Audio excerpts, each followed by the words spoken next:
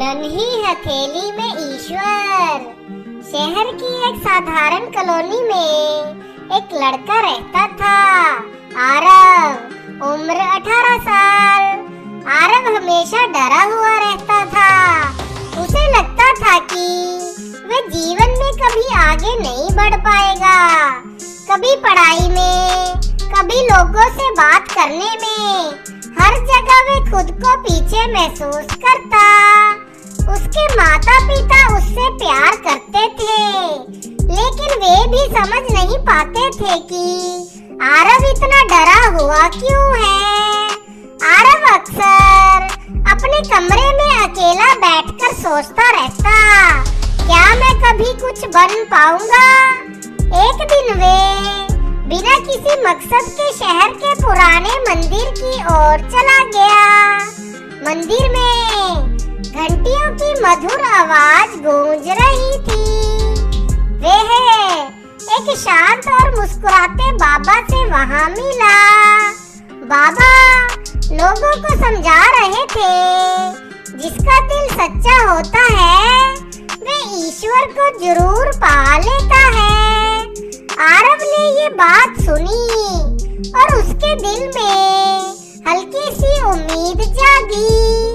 वे बाबा के पास गया और बोला, क्या सच में भगवान मिलते हैं? बाबा मुस्कुराए, अगर दिल साफ हो तो भगवान खुद रास्ता ढूंढ लेते हैं। उस दिन के बाद आरव रोज मंदिर जाने लगा। वे भगवान कृष्ण की मूर्ति के सामने बैठकर चुपचाप प्रार्थना करता। धीरे धीरे उसे मंदिर में शांति मिलने लगी। एक दिन उसने तय किया कि वह कुछ अच्छा करेगा। उसने छोटे मोटे काम करके पैसे कमाने शुरू किए और उन पैसों से वे गरीबों को खाना खिलाने लगा। रात को सोने से पहले वे कृष्ण से बात करता, कृष्ण जी, अगर आप सच में हैं तो मुझे रास्ता दिखाइए। दिन बीतते गए। एक रात कुछ अद्भुत हुआ। आरव अपने कमरे में सोने की तैयारी कर रहा था। अचानक कमरे में हल्की नीली रोशनी फैल गई। आरव घबरा गया।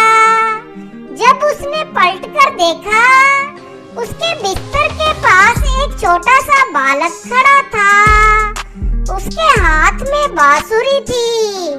उसके सिर पर मोर पंख चमक रहा था। आरव की सांस रुक गई।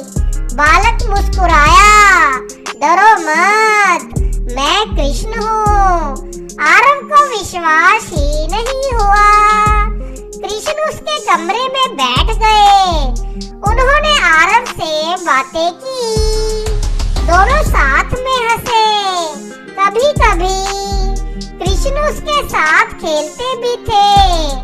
आरव का डर धीरे धीरे खत्म होने लगा। अब वे पहले से ज्यादा खुश रहने लगा। हर रात कृष्ण उससे मिलने आते। वे उसे जीवन की छोटी छोटी बातें समझाते। डर मन का भ्रम है, कृष्ण कहते। एक दिन आरव बहुत खुश था। वे मंदिर गया और बाबा को सब बता दिया। कृष्ण मेरे कमरे में आते हैं। बाबा चौंक गए। आरव घर गया और अपने माता पिता को भी बता दिया। उस रात आरव उत्साह से कृष्ण का इंतजार करने लगा, लेकिन उस रात कृष्ण नहीं आए। अगली रात भी नहीं। आरव उदास हो गया। उसे लगा कि वह फिर से अकेला हो गया। वे मंदिर गया और बाबा से बोला, कृष्ण अब नहीं आते। बाबा मुस्कुराए। उन्होंने कहा, क्योंकि अब कृष्ण तुम्हारे दिल में बस गए हैं। आरव को बात समझ में आने लगी।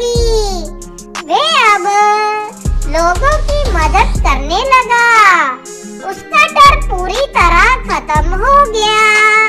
आरव समझ गया भगवान बाहर नहीं भीतर रहते हैं और सच में नन्ही हथेली में ईश्वर का स्पर्श हमेशा महसूस किया जा सकता है। शिक्षा, सच्चे दिल से की गई भक्ति और सेवा हमें भगवान के करीब ले जाती है। भगवान बाहर कहीं दूर नहीं होते, वे हमारे अपने दिल के अंदर रहते हैं।